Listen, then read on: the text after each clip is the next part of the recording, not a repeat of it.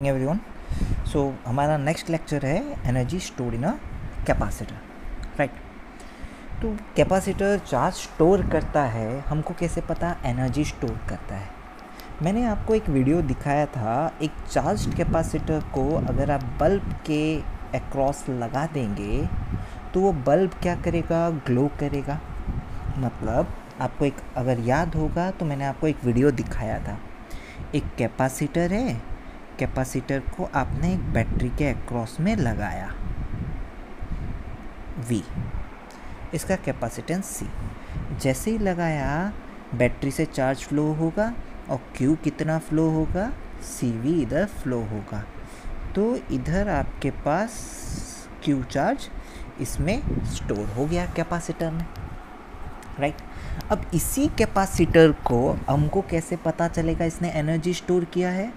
इसी कैपेसिटर को, जो चार्ज्ड कैपेसिटर है, अगर आप इसको एक रेजिस्टर के अक्रॉस में या बल्ब के अक्रॉस में लगाएं, चलो इसको एक बल्ब के अक्रॉस में लगाते हैं, इसको एक बल्ब के अक्रॉस में लगाते हैं, तो क्या होगा, ये बल्ब ग्लो करेगा, थोड़ी देर तक ग्लो करेगा। कब तक ग्लो करेगा वो हमको नहीं पता, वो मैं आपको बता सकता हूँ कितने टाइम तक करेगा। तो मैं ऐसा लिख सकता हूँ, bulb will glow. So we can conclude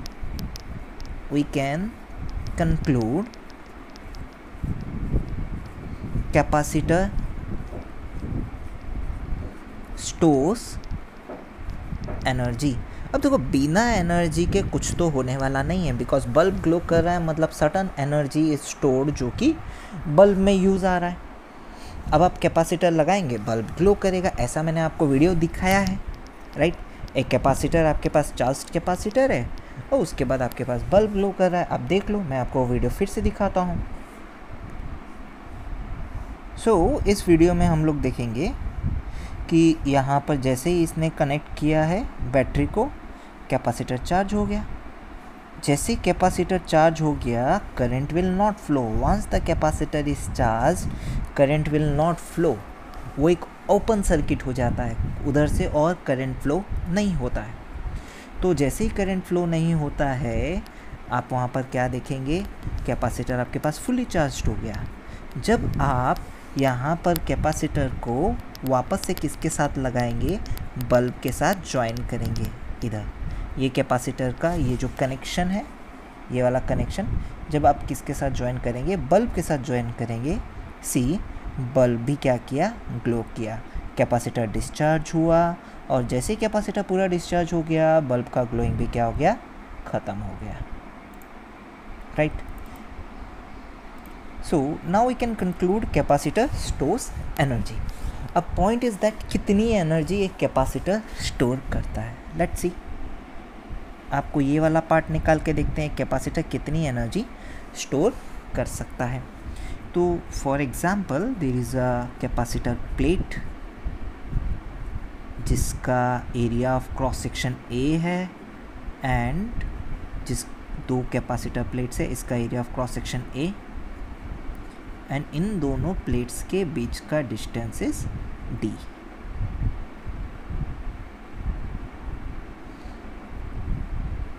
तो ये हो गया आपके पास parallel plate capacitor.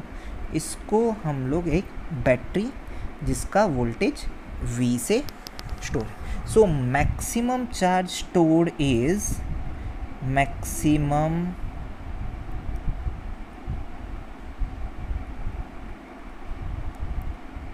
Charge stored is कितना है आपके पास, Q0 which is equal CV।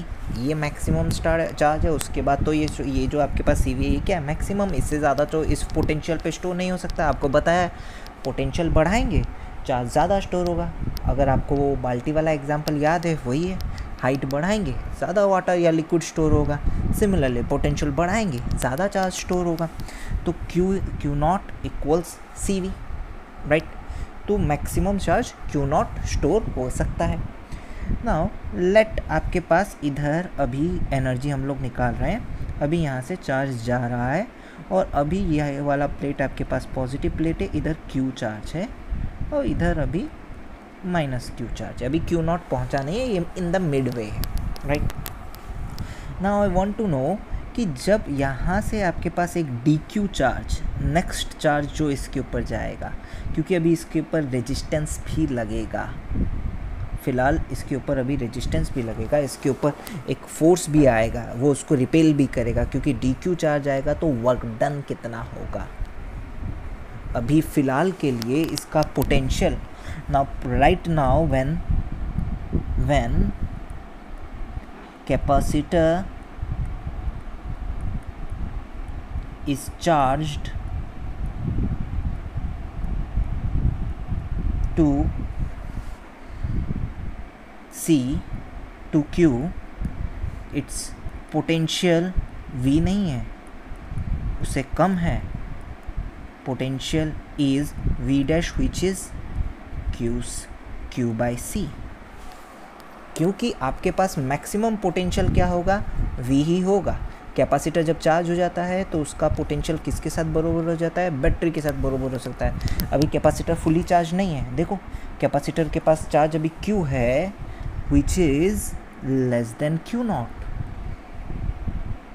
जब ये आपके पास फुली चार्ज हो जाएगा तब जाकर आपके पास क्या होगा, पोटेंशियल किसके साथ बराबर होगा, V के साथ। तो यहाँ पर V dash is less than V, तो अभी इसके पास पोटेंशियल क्या है, आपके पास V डैश है, right. When capacitor is charge to Q, its potential is V dash. Now additional, अभी उसके ऊपर और चार्ज रखेंगे, क्योंकि यहाँ पर वर्क डन भी अलग अलग ही आएगा, वेरिएबल ही आएगा। कैसे आएगा आप खुद देख लें। व्हेन मोर DQ चार्ज, मतलब एक छोटा सा चार्ज DQ is added,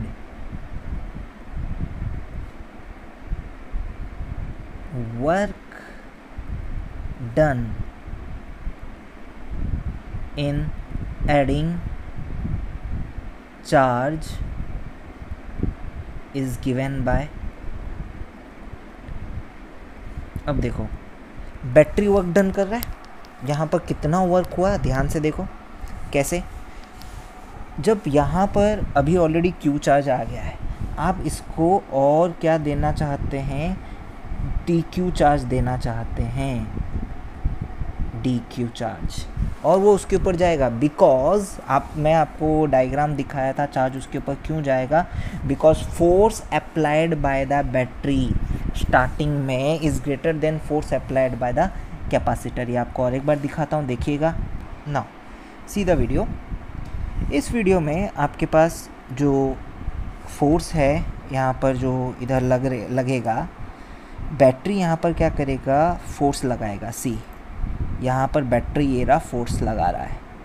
जब बैटरी फोर्स लगा रहा है, जैसे जैसे ये चार्ज होता जाएगा, जैसे जैसे इलेक्ट्रॉन आता जाएगा, देखो जैसे जैसे इलेक्ट्रॉन आ रहा है यहाँ पर रिपेल कर रहा है, पर क्योंकि force applied by the battery is greater than force applied by the plates, या यहाँ पर चार्ज हो रहा है, तो अभी भी क्या होगा, इलेक्ट्रॉन्स ऐड होता जाएगा। वंस ये दोनों फोर्स क्या हो गया, बैलेंस्ड हो गया, तो और इलेक्ट्रॉन्स इसके ऊपर ऐड होगा क्या, और इसके ऊपर इलेक्ट्रॉन्स ऐड नहीं होगा। यही तो आपको मैं समझाया था। कब तक इलेक्ट्रॉन्स ऐड हो सकता है, जब तक force applied by the battery और ये वाला फोर्स क्या नहीं हो जाए, सेम नहीं हो जाए, तब तक आपके पास इलेक्ट्रॉन क्या हो सकता है, बैलेंस हो सकता है, राइट।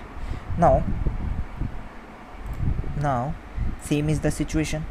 अभी आपके पास क्या है, सेम Q चार्ज है, इसका मतलब right now force applied by the battery in this situation, आपके पास जो करंट सिचुएशन है, in current situation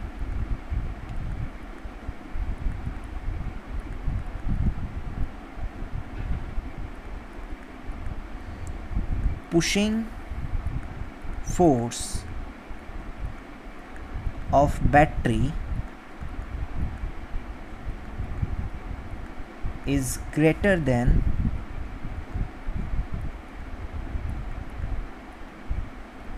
repelling force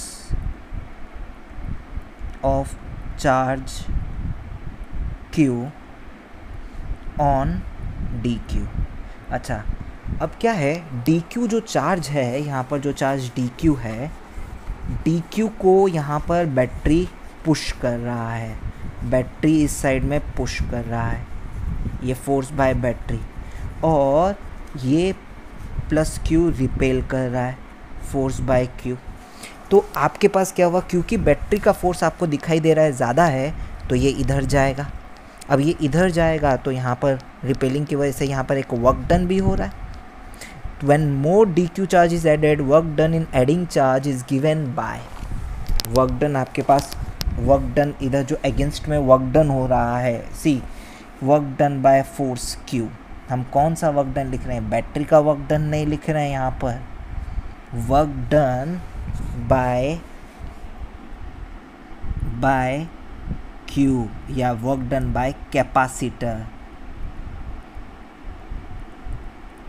तो बैटरी का पोटेंशियल नहीं यूज़ करेंगे, वर्क डन बाय कैपेसिटर निकाल रहे हैं, क्योंकि कैपेसिटर में एनर्जी स्टोर हो रहा है, तो कैपेसिटर के अगेंस्ट में हो रहा है, तो पोटेंशियल एनर्जी स्टोर हो रहा है। कैपेसिटर नहीं चाहता है, आप ज़बरदस्ती चार्ज डाल रहे हैं, मतलब समझ रहे हैं, फोर्स के अगेंस्ट में मूवमेंट कर रहे हैं। आपको सिखाया हुआ हूँ, फोर्स के अगेंस्ट में मूवमेंट करना मतलब कौन सी एनर्जी स्टोर करना, पोटेंशियल एनर्जी स्टोर करना। यहाँ पर फोर्स के अगेंस्ट में मूवमेंट है, कैपेसिटर का जो फोर्स है वो कहाँ पर लग रहा है, अपोज कर रहा है, आप यहाँ पर ज़बरदस्ती डाल रहे हैं, ये एक्सटर्नल फोर्स है। Force by battery is external force, जैसे आपको समझाया है मैंने कि आप जब भी क्या करते हैं, एक एक्सटर्नल फोर्स से मूव करवाते हैं ज़बरदस्ती, तो आप उसमें क्या करते हैं, एक पोटेंशियल एनर्जी स्टोर करते हैं। When body is moved against a conservative force, तो उसी तरीके से यहाँ पर कैपेसिटर के अगेंस्ट में कर रहे हैं, तो यहाँ पर work done by capacitor in adding charge is given by, छोटा सा वर्क डन होगा, W is equal to V Q, potential of capacitor. देखो बैटरी का पोटेंशियल नहीं डाला है, क्योंकि वर्क डन बाय कैपेसिटर लिखा है, तो इसलिए कैपेसिटर का पोटेंशियल डाला है V इंटू डी क्यू। यही तो वर्क डन होता है, यही तो सीखे हो, work done equals potential into charge. Work done bye, अच्छा वर्क डन बाय बैटरी होता अगर तो क्या डालता, V, ये जो potential of battery into D Q, ये डिफरेंस है। ये वर्क डन बाय कैपेसिटर लिखा हूँ, ये समझना क्यों वर्क डन बाय कैपेसिटर लिखा हूँ, बिकॉज हम उसी के ऊपर ही चार्ज स्टोर कर रहे हैं, उसी के फोर्स के अगेंस्ट में वर्क करके पोटेंशियल एनर्जी स्टोर हो रहा है, राइट। ये concept of potential energy and nothing else. तो V डैश की वैल्यू आपके पास ऑलरेडी गिवन है, क्या है, Q by C into D Q D W. तो टोटल वर्क डन मतलब इंटीग्रेशन हो जाएगा Q डी क्यू, चार्जेस का इंटीग्रेशन होगा, ज़ीरो से मैक्सिमम चार्ज कितना एंटर होगा, Q नॉट। तो आप देख सकते हैं Q का इंटीग्रेशन आपके पास है Q स्क्वायर बाई 2 लिमिट 0 से Q नॉट, तो वैल्यू हो जाएगी half Q not square by C. ये हो जाएगा आपके पास total work done by capacitor against वाला जो है, ये वर्क डन आया, और जो ये वर्क डन आया और यही एनर्जी स्टोर्ड, यही है energy stored in capacitor. U, capital U is equal half Q not square by C. Now Q nought की वैल्यू आप क्या लिख सकते हैं, CV लिख सकते हैं। जब आप इसको CV सब्सटीट्यूट करेंगे आपके पास हाफ CV स्क्वायर हो जाएगा, या हो जाएगा हाफ Q नॉट V। ये V डैश नहीं है, V है। So this is the formula of energy stored in a capacitor. तीनों में से कोई भी यूज़ कर सकते हैं, half Q not square C plus, या हाफ CV स्क्वायर, या half Q not V। Q not is the maximum charge. तो कोई भी मोमेंट में कितनी एनर्जी स्टोर्ड है, उस मोमेंट का चार्ज उसका स्क्वायर बाय C, राइट। आपके पास उतनी एनर्जी स्टोर्ड है। तो आप यहाँ पर एक और टर्म होता है energy density, energy density. Energy density मतलब क्या होता है? Energy stored per unit volume. अब एनर्जी एक कुछ जगह में स्टोर्ड हुई है पर यूनिट वॉल्यूम। अब कैपेसिटर का यहाँ पर वॉल्यूम कितना है? A into D. तो energy density U V equals half Q naught square by C into divided by A into D. अब कैपेसिटेंस का फॉर्मूला डाल दो, सारा का सारा जिस तरीके से हो रहा है वही फॉर्मूला डाल दो, या half C V square use कर लो। ये यूज़ नहीं करोगे, half C V square by area into D. Capacitance का फॉर्मूला डाल दो, हाफ सी की जगह पे epsilon nought A by D, V square by A D cut गया ए। तो आपके पास हो गया half epsilon nought V square by D square. अगर आपको याद हो, इधर इलेक्ट्रिक फील्ड इसके बीच में जो मैंने बताया हुआ है, इनके बीच में जो इलेक्ट्रिक फील्ड E है, E equals V by D ही है, potential difference by distance between them. इन दोनों के प्लेट के बीच का पोटेंशियल आपके पास वही है। तो फॉर्मूला हो जाता है half epsilon not E square. तो ये इससे हमको कैसे पता चलता है? Energy is stored in the form of field. Electric field के फॉर्म में एनर्जी स्टोर हुई है, राइट। इलेक्ट्रिक फील्ड के फॉर्म में इधर एनर्जी स्टोर हुई है। तो आप यहाँ देख सकते हैं हम लोगों ने क्या किया, वर्क डन बाय कैपेसिटर निकाल के एनर्जी स्टोर इधर निकाला है। अच्छा, अब एक छोटा सा पार्ट है इधर समझना, एक इम्पॉर्टेंट पार्ट है ना। ये तो था work done by capacitor, capacitor ने वर्क डन किया, इतना आया। What is work done by battery? Total work done by battery अगर मैं वो निकालूं, वर्क डन बाय बैटरी, अगर आप चेक करेंगे बैटरी से टोटल चार्ज कितना पास किया? Q नॉट, सीधा बात है। और उसके अक्रॉस का पोटेंशियल डिफरेंस क्या है? V है। तो work done by battery is equal to Q not V, ख़त्म। पर एक चीज़ यहाँ पर आ रही है, वर्क डन बाय बैटरी आ रहा है Q not V, work done by capacitor आ रहा है आपके पास हाफ Q नॉट V। मतलब there is a loss in energy, loss in energy. और वो भी कितना? Work done by battery minus work done by capacitor, that is Q not V minus half Q not V। तो half Q not V वाली energy कहाँ गई? ये energy कहाँ लूज़ हो गई? देखो, बैटरी ने बोला कि बैटरी बोला मैंने काम किया Q नॉट V, कैपेसिटर बोला मैं तो आधा एनर्जी स्टोर किया। देखो, कैपेसिटर बोलता है मैं स्टोर किया कितना? Half Q not V। Battery बोलता है मैंने कितना काम किया? Q not V। बैटरी तो Q नॉट V काम करेगा, कैसे पता चला? बैटरी बोलता है मेरे अक्रॉस में तो Q नॉट चार्ज फ्लो हुआ है और मेरा पोटेंशियल डिफरेंस V है, तो बैटरी ने कितना वर्क किया? Q not V। बैटरी बोलता है मैं जो फोर्स लगा के वर्क किया, बट यहाँ पर आप V डैश की जगह पे क्या लिखेंगे? V लिखेंगे, राइट। खाली V लिखेंगे, DQ लिखेंगे। अब आप यहाँ पर इंटीग्रेट कर देंगे 0 से Q नॉट, तो आंसर Q तो नहीं होगा ना, खाली V DQ, तो आपके पास वही Q नॉट V आएगा, वर्क डन बाय बैटरी। अब बैटरी ये बोलेगा मैंने तो वर्क किया Q नॉट V का, और कैपेसिटर में स्टोर हो रहा है हाफ Q नॉट V। भाई बाकी हाफ Q नॉट V गया किधर? आपको एक बात बताता हूँ, समझना, बाद में पढ़ोगे। When charges are accelerated, it radiates energy. Accelerating charges energy radiate करता है in the form of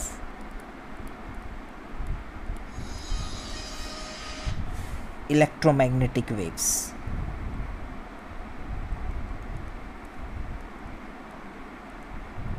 right.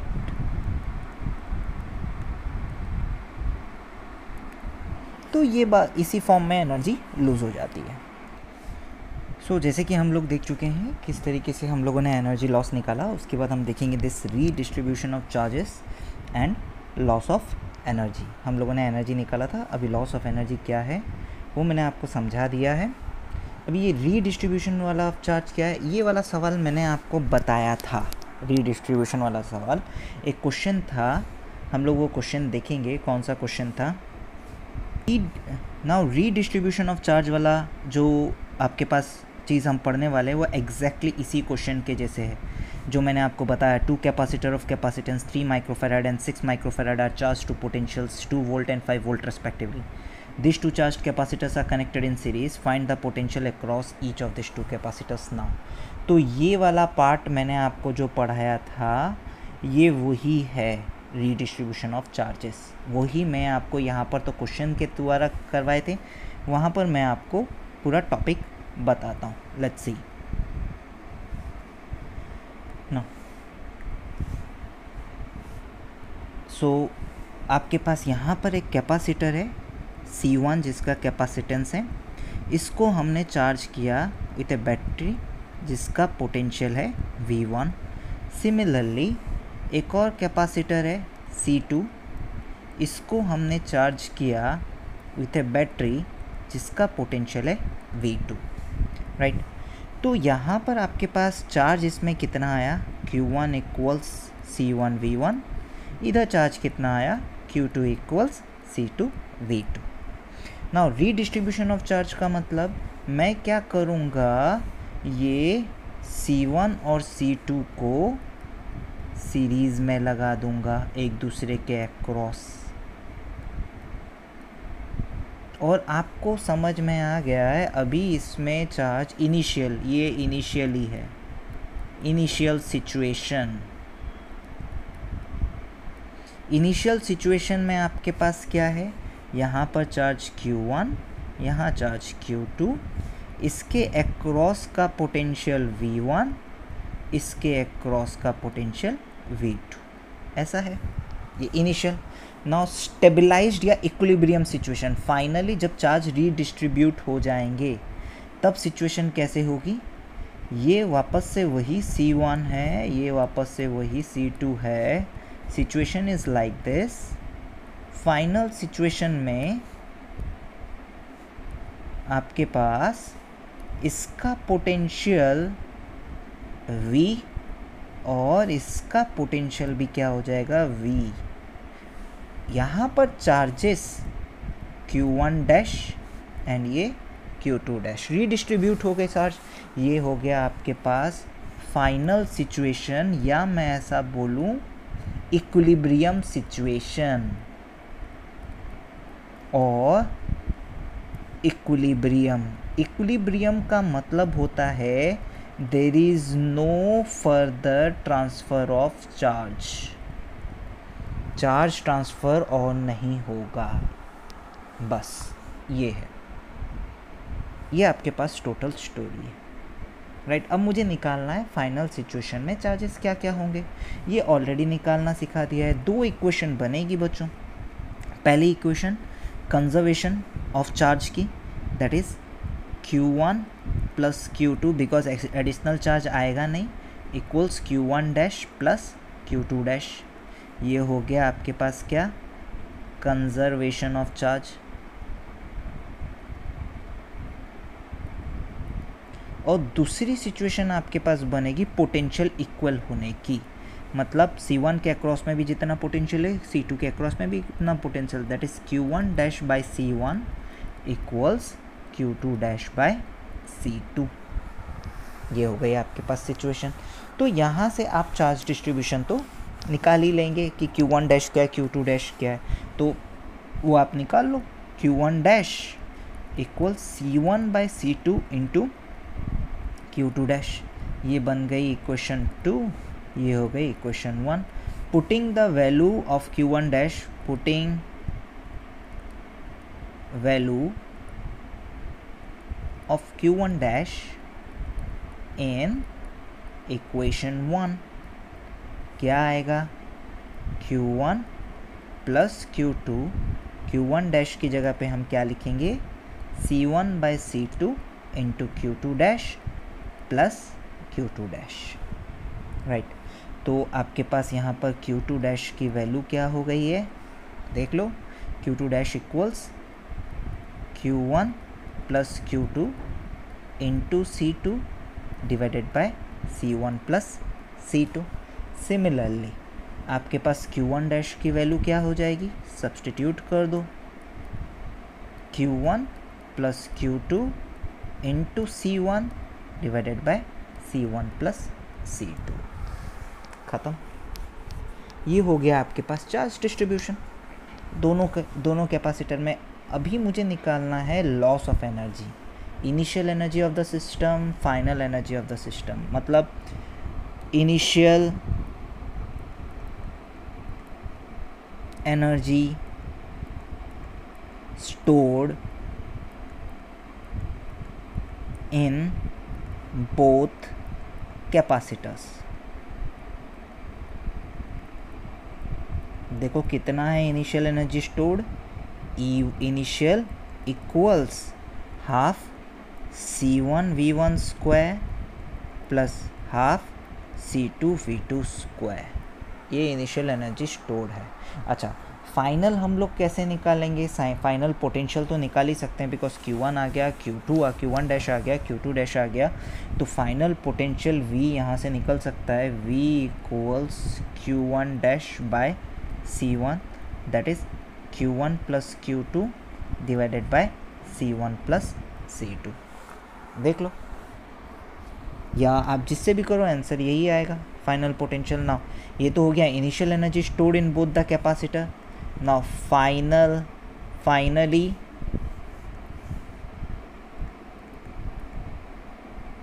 Energy stored in both capacitor.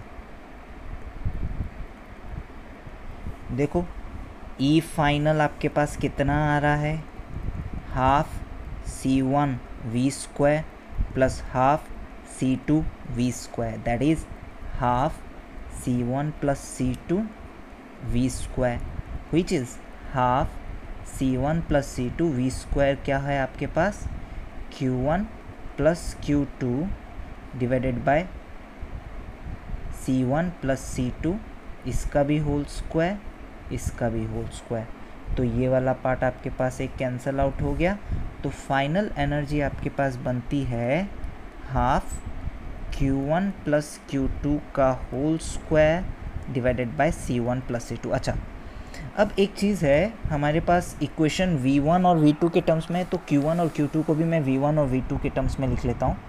Now Q1 equals C1 V1 and Q2 equals C2 V2, तो यहाँ पर substitute कर देता हूँ, half C1 V1 plus C2 V2 का whole square divided by C1 plus C2। Now your question must be, sir आपको कैसे पता है एनर्जी लॉस हो रही है? एनर्जी लॉस होगी बिकॉज जब चार्ज ट्रांसफ़र होता है, charge gets accelerated and energy is lost due to radiation of electromagnetic waves.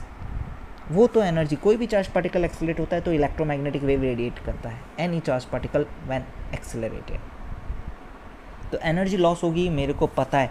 इसका मतलब ये बात मुझे पता है, E final is less than E initial. अब मैं प्रूफ करता हूँ आपके पास ये लॉस ही है, तो लॉस कैसे निकालेंगे, क्योंकि ई इनिशियल आपके पास बड़ा है, तो ई इनिशियल माइनस ई फाइनल, माइनस करके देखो ये एक पॉजिटिव वैल्यू आती हुई आपको दिखाई देगी, half C1 V1 square plus half C2 V2 square equals minus half C1 V1 plus C2 V2 इसका whole square by C1 plus C2, right. तो अब मेरे ख्याल से हाफ तीनों में से कॉमन निकाल लेता हूँ मैं, right. Let's do the calculation part. देखो C1 इधर मल्टीप्लाई होगा, C1 स्क्वायर V1 स्क्वायर, फिर C2 C1 C2 V1 square, इधर भी C1 C2 V2 square plus C2 square V2 square minus C1 square V1 square minus C2 square V2 square minus 2C1 C2 V1 V2, देख लो, bye C1 plus C2। क्या क्या cancel out हो रहा है minus करने के बाद? C1 V1 square, C1 V1 square, C2 V2 square, C2 V2 square. तो आपके पास क्या क्या बच गया देख लो, C1 C2 V1 square, C1 C2 V2 square and 2C1 C2 V1 V2। अब यहाँ पर एक चीज़ देख सकते हैं, C1 C2 को कॉमन निकाल लिया जाएगा, C1 प्लस C2, और अंदर में बचता है V1 square plus V2 square minus V1 V2। तो मेरे ख्याल से ये आपके पास क्या बन गया, V1 माइनस V2 का होल स्क्वायर। मेरे ख्याल से आपके पास ये कभी भी इट्स ए पॉजिटिव क्वांटिटी, इसका मतलब E initial is greater then E final. अब यहाँ पर याद रखने का तरीका क्या है, ये देखो C1 C2 divide by C1 plus C2, ये क्या बन रहा है, ये C1 और C2 के सीरीज़ का फॉर्मूला बन रहा है, सीरीज़ का फॉर्मूला बन रहा है। देखो अगर C1 और C2 सीरीज़ में तो उनका इक्विवेलेंट क्या है, C1 C2 divide by C1 plus C2। तो आप लॉस को याद रख सकते हैं, half C equivalent divided by initial potential difference का स्क्वायर। डेल वी क्या है, इनिशियल पोटेंशियल डिफरेंस, हो गया हाफ सी वी स्क्वायर। ये याद रखने का, सी इक्विवेलेंट मतलब सीरीज़ का, ये याद रखने का तरीका हो गया, सीरीज़ का इक्विवेलेंट डेल वी का होल स्क्वायर। ये याद रखने का आपके पास पूरा तरीका हो गया। और यहाँ पर एनर्जी लॉस हो रहा है, एनर्जी लॉस क्यों हो रहा है ये बात मैं आपको ऑलरेडी बता चुका हूँ, राइट।